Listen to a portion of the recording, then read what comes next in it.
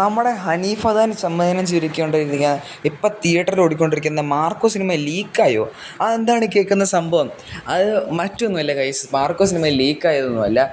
പടം ഇറങ്ങുന്നതിന് മുമ്പ് ഒരു സെൻസർ സർട്ടിഫിക്കറ്റ് വന്നിട്ടുണ്ടായിരുന്നു പടത്തിൻ്റെ. ആ സെൻസർ സർട്ടിഫിക്കറ്റിൽ പടത്തിൻ്റെ ഏത് സീനുകൾ കട്ട് ചെയ്യണം, ഏത് സീനുകൾ റീപ്ലേസ് ചെയ്യണം, ഏത് സീനുകൾ ട്രിം ചെയ്യണം, അങ്ങനെയെന്നുള്ള ഫുൾ ഡീറ്റെയിൽസ്, ആ സീൻ എന്താണെന്നും എത്ര ഡ്യൂറേഷൻ ഉണ്ടെന്നും ആ ഡ്യൂറേഷനിൽ എത്ര ഡ്യൂറേഷൻ കട്ട് ചെയ്യണമെന്നും ഉൾപ്പെടെ എല്ലാ ഡീറ്റെയിൽസും ആ സർട്ടിഫിക്കറ്റിൽ കൊടുത്തിട്ടുണ്ടായിരുന്നു. സെൻസർ സർട്ടിഫിക്കറ്റ് ആണ് ഇതിൻ്റെ ടീം പുറത്തും വിട്ടു. അപ്പോൾ ആ സിനിമയിലുള്ള പല സീനുകളും അവിടെ അവർ കൊടുത്തിട്ടുണ്ടായിരുന്നു. അപ്പോൾ ആ സെൻസർ റിപ്പോർട്ട് എന്താണ് ഞാൻ കാണുന്നുണ്ടെങ്കിൽ ഇപ്പോൾ സ്ക്രീനിൽ കാണാം. എന്ത് ബ്രൂട്ടലായിട്ടുള്ള സീൻസാണ്. ഒരു കേരളീനെ ചോരപ്പൊടിയാക്കുന്ന സിനിമ തന്നെയാണ് മാർക്കോ എന്ന് നമുക്ക് ഇത് കാണുമ്പോൾ വീണ്ടും മനസ്സിലാവും.